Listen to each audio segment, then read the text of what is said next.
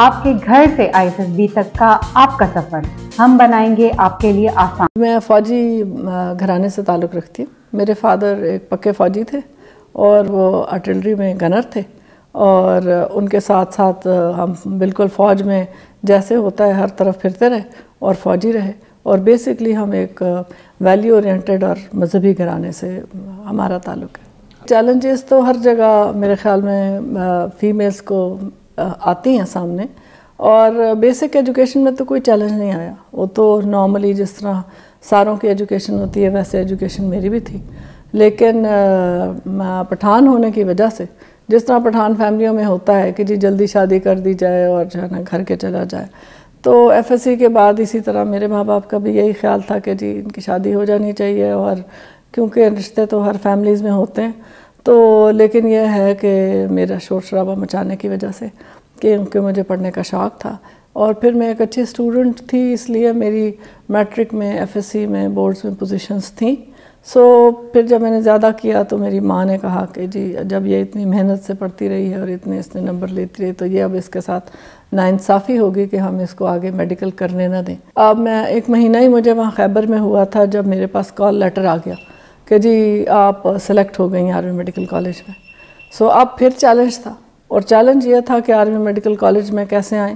کیونکہ میرے والد سمجھتے تھے کہ جی جو لڑکیاں ہوتی ہیں ان کو پروٹیکٹ کرنا چاہیے، ان کا خیال کرنا چاہیے، آؤٹ آف پروٹیکشن اینڈ لو کہہ لیں، افیکشن کے، کہ وہ چاہتے نہیں تھے کہ یہ ایسے اس میں جائے جہاں اس کو بعد میں نوکری کرنی پڑے۔ ان کو یہ کنونس کرنے میں پھر ٹائم لگا، لیکن جب وہ کنونس ہو گئے تو میں خیبر میڈیکل کالج چھوڑ کے آرمی میڈیکل کالج میں آ گئی، اور جب آ گئی، جب 2 سال گزرے تو پھر تو وہ اتنے خوش تھے، پھر تو ہی واز ویری ہیپی کہ جی ٹھیک ہے، شکر ہے یہ ادھر آ گئی اور یہ اچھی ہے اور یہ ایک پروٹیکٹڈ ماحول ہے اور سیکیور ماحول ہے۔ پھر ان کو وہ چیزیں اچھی لگنی شروع ہو گئیں، کیونکہ بیسکلی تھے تو فوجی۔ آپ پاکستان میں خواتین کے اسکوپ کو کہاں دیکھتی ہیں؟ بہت آگے۔ آپ دیکھیں، آپ اگر آرمی میں کہیں، آرمی میں دیکھیں یا سول میں دیکھیں، دونوں پاکستان کے جو حصے ہیں، آرمی میں نے آپ کو بتایا کون سی فیلڈ ہے،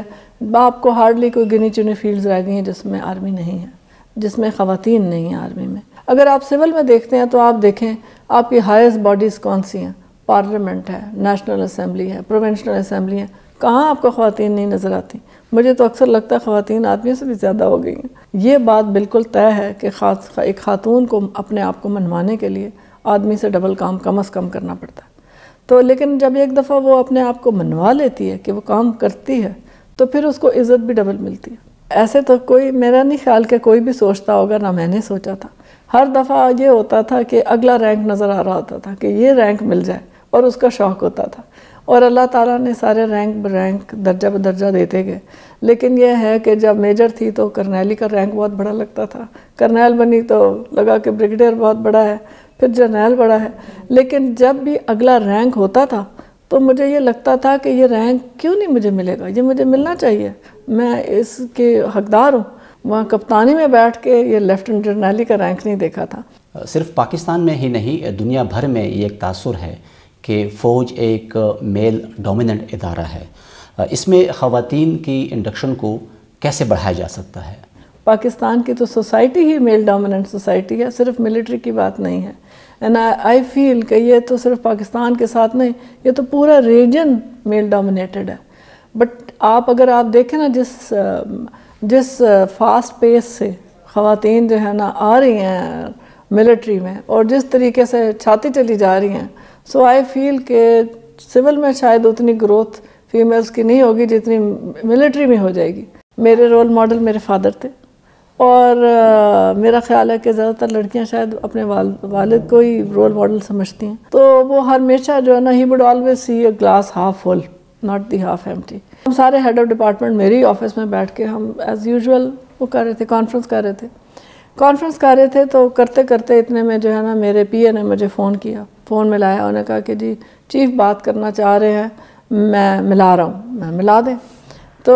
اب یہ تو کیونکہ میری اور ادھر کی گفتگو تھی تو انہیں سنائی نہیں دی، لیکن یہ ہے کہ جیسے ہی میں نے انہیں اشارہ کیا نا کہ خاموش ہو جائیں، تو سب کو نا کیونکہ انتظار تھا اس بات کا کہ کچھ ہونے والا ہے، سب نا اپنی کرسیوں سے اٹھے اور میرے ٹیبل کے آگے آ کے کھڑے ہو گئے۔ اور اس دوران میں مجھے چیف نے کہا کہ جنرل صاحب بہت بہت مبارک ہو، اور آپ کو اللہ تعالیٰ نے اور ہم نے جو ہے نا یہ مل کے یہ کیا ہے، اور اللہ تعالیٰ آپ کو بہت مبارک کرے، اور یہ ایک کمبائنڈ فیصلہ ہے اور یہ میرٹ پہ ہوا ہے، اور آپ کو ہم نے لیفٹیننٹ جنرل کے عہدے پہ ترقی دے دیا۔ تو میں نے جیسے ہی ان کو کہا کہ سر آپ کا بہت بہت شکریہ، تو اس کے بعد کوئی سب نے فون اٹھائے اور باہر چلے گئے کہ وہ سب اطلاعات دینا شروع ہو گئے۔ لیکن بہرحال میرے لیے بہت بہت بڑا یہ اوکیزن تھا، اور اگر سچ پوچھیں تو اس وقت آدھی باتیں تو سنائی نہیں دے رہی تھی اس بات کے بعد، کیونکہ اٹ واز سچ ایسا ایونٹ تھا، ایسی ایک بات تھی کہ جس کے بعد آدھی باتیں تو آپ کو پتہ ہی نہیں چل رہی ہوتی ہیں کہ آپ کو چیف نے کیا کچھ اور کہا۔ 10 منٹ بعد جب میں نے دیکھا تو میرا برانڈا بھرا ہوا تھا، میرا باہر گراؤنڈ بھرا ہوا تھا لوگوں سے، تو میں تو حیران ہوں کہ وہ 10 منٹ میں لوگ آئے کیسے اتنے زیادہ۔ لیکن یہ بات ضرور ہے کہ جو آپ کہتے ہیں کہ آپ شیئر کس سے کرنا چاہتی تھی، تو جس سے میں شیئر کرنا چاہتی تھی وہ نہیں تھا، پر اللہ کا شکر ہے کہ باقی ساری دنیا تھی۔